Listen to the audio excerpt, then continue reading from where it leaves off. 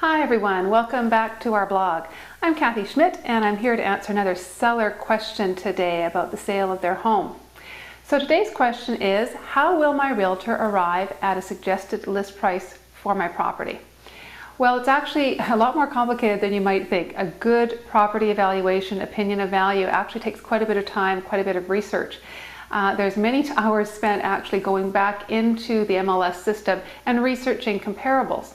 Now what we're looking for there is we're looking for the closest possible comparables we can find, and we're looking for solds. So what we're looking for is the same style of home that you have, bungalow versus two-story, can't compare apples to oranges.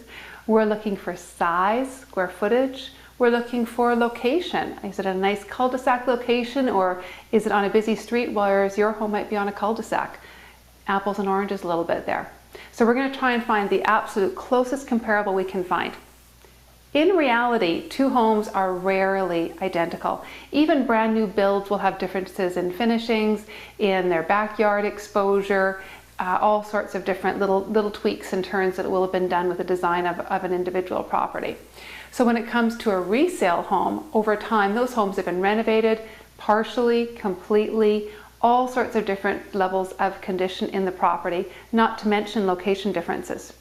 So it's very, very important we find the closest comparable we can. Most often we can find some within your neighborhood. We may also have to go out to neighborhoods that are close by, and in some cases that means then adjusting the price up or down a little bit. Maybe your neighborhood's worth a little bit more than the next neighborhood over, but there was a sale very, very similar to your home. So we'll be adjusting for location as well as condition. But what's really important for sellers to understand is that we're looking at solds. Sold is where the truth is. Sold is where the buck literally stops. Sold is where buyers literally spent their hard-earned dollars, and where lenders lent out their dollars and appraisers certified and approved of the value, and those transactions were actually closed by the lawyers. Very, very different from looking at active listings. Now, that doesn't mean we don't also take into account active listings. Those active listings do form your competition.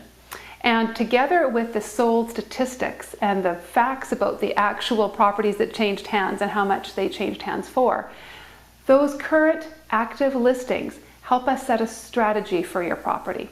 So it might help us determine where we want to price it within the range, but that price range in almost every case is going to be established by the solds. Very, very important. Your property really has to be sold 4 times, believe it or not. First, we have to sell it to the realtors.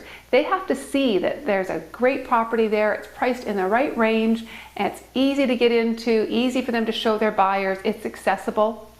Then the buyers have to get excited about it. They have to see that, yeah, this home is priced appropriately, it offers similar to what the other homes we've been looking at offers, and maybe it suits them best, and so they choose to write an offer on it. Then we have to get the lender excited about it, or if not excited, at least approving of it.